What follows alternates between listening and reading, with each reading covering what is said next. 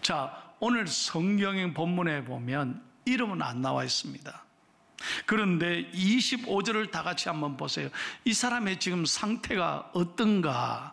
25절의 한 절에 이렇게 기록하고 있습니다. 시작.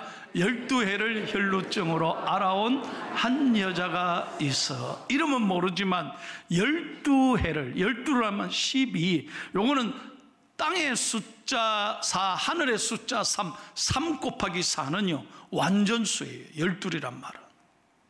그러니까 그냥 단순한 시비가 아니라 오랜 세월 동안 끊임없이 알아왔다는 건 과거에도 알았고 지금도 알아오고 너무너무 고통스러워. 그러니 도저히 살아갈 길이 없어요. 혈루증이 뭡니까? 여인에게서 피가 끊이지 않고 흘러나오는 거예요. 얼마나 불쌍하겠어요. 여러분, 이런 말이 있지 않습니까? 오랜 병에 효자가 없다. 여러분, 부모님들도 오랜 시간 아파 보세요. 효자가 어디 있습니까? 자식들이 얼마나 지치고 힘드는데요. 여러분, 가족들 중에 누군가 오랫동안 아파 보세요. 누가 그 옆에 계시겠어요? 가족이라도 정말 힘든 거예요. 다 떠나갑니다. 어쩔 수 없어요. 친구들도 떠나가고 아무도 남지 않습니다. 12년 동안 이렇게 아파왔다니까요. 그러니 얼마나 불행한 여인이겠어요. 게다가 오늘 26절 한번 보십시오. 이 여인은 모든 방법을 다 동원했다는 거예요. 그런데 전혀 도움이 안 됐어요. 그러니까 온갖 용하다는 의사에게 다 찾아갔잖아요. 그리고 모든 재산 다 털어서 어떻게 하면 살릴 수 있으면, 고칠 수 있으면 다 동원해봤지만 갈수록 재산은 다 날리고 몸은 더 아픈 거예요. 기막힌 인생인 거죠. 그러니 어디 가서 위로받겠어요? 어디에 살아갈 용기와 희망이 있겠어요? 아마 성경에는 안 나왔지만 저는 이 여인이 수없이 자살을 생각했을 거라고 생각합니다. 살아갈 아무 방법이, 희망이 보이지 않는 여인이잖아요. 자, 그런데 더 이상 바랄 수 없는 순간에 놀라운 기적의 한 줄기 빛이 비추었습니다. 예수님이 지나간다는 거예요. 우리 동네에 예수님이 오신다는 소식을 듣게 됐다는 거예요. 누군가는 모르지만 예수님이 지나가신다는 소식을 전해 주었다는 거예요. 이게 복음입니다. 27절 다 같이요. 시작.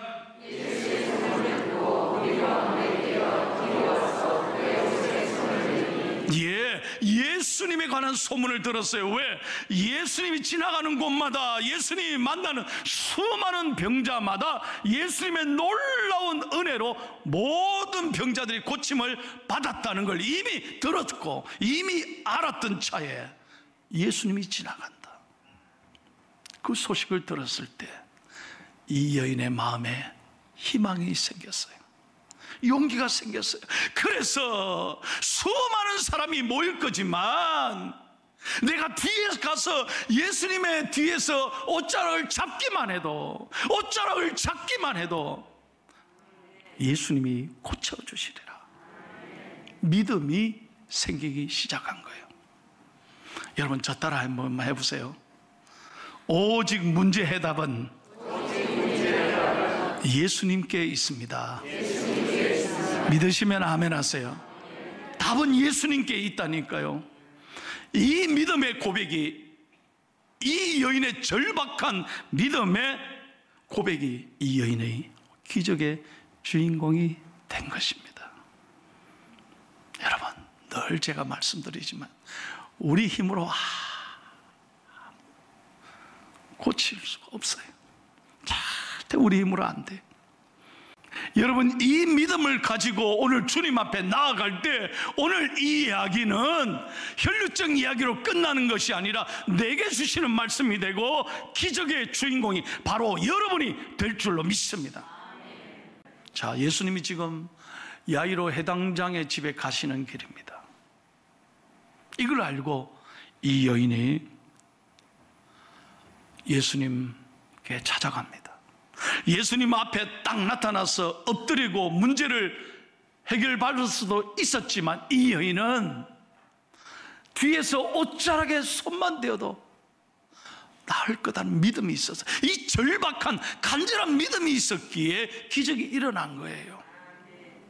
여러분, 이걸 아셔야 됩니다. 그 당시 이 혈루병 환자는 부정한 사람이에요. 그때 당시 사회 문화 관습으로 이 여인은 사람들 앞에 나타나서는 안 되는 거예요. 혈루증을 앓고 있는 사람은 모두가 불결하다고 그렇게 취급했습니다. 그가 누웠던 자리나 앉았던 자리도 부정했습니다. 만약에 누군가가 혈루증 환자가 누웠던 자리나 앉았던 자리에 손을 댄다면 그 역시 부정한 사람이 됩니다.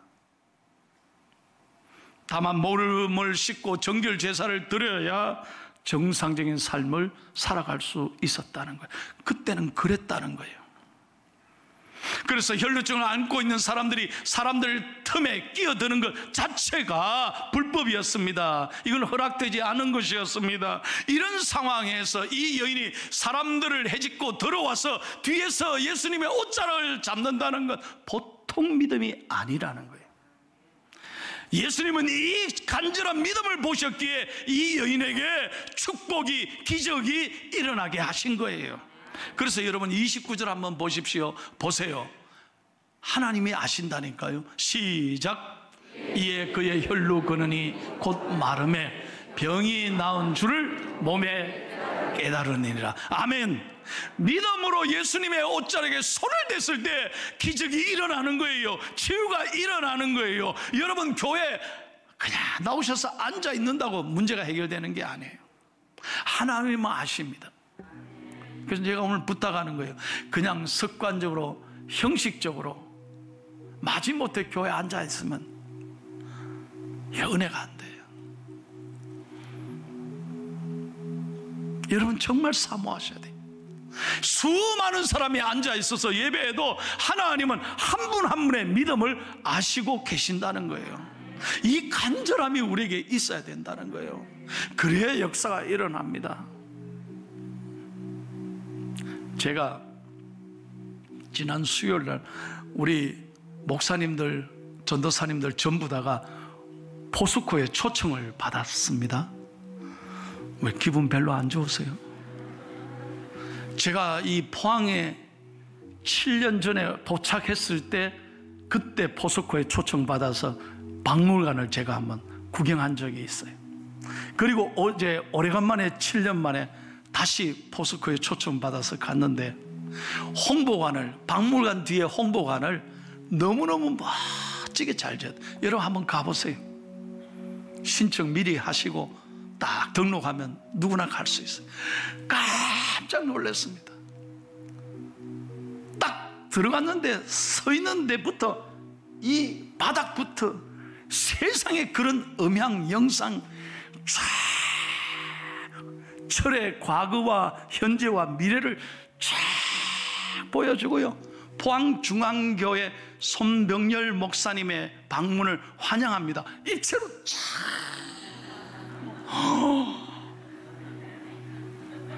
발에서도 나오고 옆에서도 나오고 기가 막혀, 기가 막혀. 음향이, 영상이 최첨단이더라고요. 야, 그래서 이 포항에 이 포스코가 있다는 게, 세계적인 기업이 됐다는 게 저는 너무너무 감사합니다. 왜 내가 좋다는데 여러분 별로 안 좋아요? 나는 포항이 너무 좋습니다. 예, 너무너무 좋아요. 그런데요, 더 놀라운 건 이제 박물관까지 가서 다 우리 교육자들 일일이 다 다시 들여다봤는데 그 중에 여러분 이 세계적인 기업 포스코가 될 때까지 이게 쉬운 일이었겠냐 이 말이에요. 여러분 인생의 어려움을 겪으면 꼭 거기 한번 가보셔야 돼. 그냥 오늘의 포스코가 된 게 아니라는 거죠. 그 중에 한 바퀴 돌면서 제 눈을 딱 사로잡은 말이 있어요. 우향우. 우향우. 이게 뭔 말인가 했더니 고 박태준 회장님께서 우리 여기서 오늘 실패하면 다 우향우 해가 바다에 빠져 죽자는 거예요. 그게 우향우더라고요. 우리 다 빠져 죽자. 오늘 이 실패하면, 성공하지 못하면 다 빠져 죽자. 그런 절박감, 간절함이 있었기 때문에, 그 희생이 있었기 때문에 오늘의 포스코가 된 거예요. 쉽게 된 게 아니에요. 오늘 하나님 앞에 여러분 나오실 때도 마찬가지. 여러분 오늘 정말 하나님을 의지하고 하나님 앞에 믿음으로 옷자락에 손을 대는 간절함이 있을 때 하나님이 여러분의 삶에 축복과 기적을 일으켜 주실 줄로 믿습니다. 참 놀라운 건요, 수많은 사람들이 옆에 있었는데 예수님이 이 사실을 알고 계십니다. 그래서 30절 봐요. 이 여인을 찾았잖아요. 시작. 예수께서 그 능력이 자기에게서 나간 줄 곧 스스로 아시고 무리 가운데서 돌이켜 말씀하시되 누가 내 옷에 손을 대었느냐 하시니, 여러분 예수님 모르시는 게 아니에요. 몰라서 묻는 게 아니에요. 이 여인을 많은 사람들 앞에 예수님이 인정하고 축복하고 격려하기 위해서 누가 내 옷에 손댔느냐. 그러니까 제자들이 뭐라 하냐, 아이고 선생님, 이 바쁜데 이 수많은 사람 가운데 누가 손댔다는 거예요. 얼마나 사람들이 많아서 별별 사람이 다 스쳐 지나갔을 텐데. 그러나 예수님이 아시는 거예요. 바로 그 순간에 보십시오. 32절 다 같이 읽겠습니다. 32절 33절 시작. 예수께서 이 일 행한 여자를 보려고 둘러보시니 여자가 자기에게 이루어진 일을 알고 두려워하여 떨며 와서 그 앞에 엎드려 모든 사실을 여쭈니. 예수님 아시는 거예요. 그리고 묻고 찾으신 거예요. 바로 그때 이 여인이 두려워하고 예수님 앞에서 고백하는 거예요. 예수님, 제가 만졌습니다. 이 부정한 여인이 만졌습니다. 그러나 지금 보십시오. 내가 믿음으로 손을 댔더니 놀랍게도 피가 멈췄습니다. 하나님이 살리셨습니다. 하나님이 고치셨습니다. 여러분 오늘도 주님 앞에 믿음으로 손을 내밀 때마다 기적이 일어난다 이거예요. 여러분 설교를 그냥 귀로 지나가게 듣지 마세요. 오늘 성경이 우리에게 주는 교훈이 뭐냐? 오늘 이 혈루증 여인에게 준 놀라운 기적이 오늘도 살아계시고 역사하시는 하나님의 기적이 되어야 되고 여러분에게 이루어지기를 축복하는 거예요. 그래서 This is my story, This is my song. 내 삶의 노래가 되고 간증이 되고 주님 앞에 드리는 아름다운 고백이 되기를 예수님의 이름으로 축원합니다. 자, 마지막 말씀 읽겠습니다. 바로 그 순간에 예수님이 이렇게 선포합니다. 34절요. 다 같이 크게 읽겠습니다. 시작. 예수께서 이르시되 딸아, 내 믿음이 너를 구원하였으니 평안히 가라. 네 병에서 놓여 건강할지어다. 여러분 믿으시면 아멘 합시다. 할렐루야. 이 말씀이 여러분의 삶에, 오늘 여러분의 마음에, 육신에 그대로 이루어지기를 축복합니다. 예. 아, 나는 몸은 안 아픈데 마음이 아픈 분이 계시잖아요. 오늘 무거운 짐을 가지고 주님 앞에 나온 분이 계시잖아요. 여러분을 힘들게 하는 어떤 문제에서도 오늘 예수님으로 말미암아, 오늘 기적의 놀라운 이 이야기로 말미암아 믿음으로 내가 반응했을 때, 믿음으로 주님 앞에 나아갔을 때 모든 나를 힘들게 하는 문제들이 풀리기를 축복합니다. 이 병에서 놓여서 오늘도 나아갈 때, 야, 힘들다, 죽겠다, 왜 이래 덥노, 아무것도 못하겠다, 그렇게 시작하지 말고 여러분 오늘 하나님을 기대하십시오. 하나님이 반드시 고치실 거야. 하나님이 도와주실 거야. 하나님이 나를 통해 영광 받으실 거야. 좋은 일이 많이 있을 거야. 제가 몇 번 했는데 아멘을 안 하시네요. 여러분 이런 믿음의 말로 여러분의 삶에 기적이 일어나기를 축복합니다. 제가 이제부터 두 가지 얘기를 하고 설교를 마치겠습니다. 먼저 저는 제가 이렇게 설교하는 스타일이 된 큰 사건이 하나 있었습니다. 내 목회에. 그게 바로 텍사스, 미국의 텍사스에 있는 휴스톤에 있는 바로 이 교회를 방문하고 나서였습니다. 여러분 보십시오. 세계적인 미국의 대형 교회입니다. 휴스턴에 있는 렉우드 처치입니다. 이 교회 담임 목사님이 1963년생, 저보다 한 살 어려요. 그런데 보세요, 세계적인 목사님이 됐습니다. 조엘 오스틴 목사님입니다. 여러분, 이 교회가 이렇게 몇 가정에서 이렇게 큰 교회로 부흥된 많은 이유 중에 한 가지는 뭐냐? 이 목사님의 어머님 때문입니다. 조엘 오스틴 목사님의 어머니가 1981년도에 의사에게 암 선고를 받았습니다. 그리고 며칠 못 살 거라고 사형 선고를 받았습니다. 그런데 놀라운 것은 이 어머니가 의사로부터 사형 선고를 엄청난 고통을 받았음에도 불구하고 한 번도 아들에게, 가족에게 인상을 쓰거나 불평하거나 하나님을 원망하거나 낙심한 적이 없었다는 거예요. 늘 가족들 앞에서, 성도들 앞에서 이 어머니는 믿음으로 고백했습니다. 특별히 말씀을 암송하면서 하나님 앞에 늘 고백하기는 나는 잘 될 거다. 반드시 하나님이 나를 고치실 것이다. 반드시 하나님이 나를 통해 영광 받으실 것이다. 믿음의 말을 했다는 거예요. 그 중에 이사야서 41장 10절이 이 어머니가 붙들었던 말씀입니다. 다 같이 읽습니다. 시작. 두려워하지 말라. 내가 너와 함께함이니라. 놀라지 말라. 나는 내 하나님이 됨이니라. 내가 너를 굳세게 하리라. 참으로 너를 도와주리라. 참으로 나의 어려운 오른손으로 너를 붙들리라. 이사야서 53장 5절입니다. 다 같이요. 시작. 그가 찔림은 우리의 허물 때문이요 그가 상함은 우리의 죄악 때문이라. 우리가 징계를 받음으로 우리는 평화를 누리고 그가 채찍에 맞음으로 우리는 나음을 받았도다. 이 어머니는 힘들 때마다 말씀을 외우면서 반드시 나를 건지시고 도우시고 나와 함께 하시는 하나님을 고백했습니다. 십자가를 바라보며 내 모든 죄와 허물과 내 상처와 아픔을 대신 짊어주신 예수 그리스도를 찬양했습니다. 늘 아들 앞에서 믿음으로 선포했습니다. 여러분, 그 결과 이 어머니는 지금도 건강해 살아 계시는 거예요.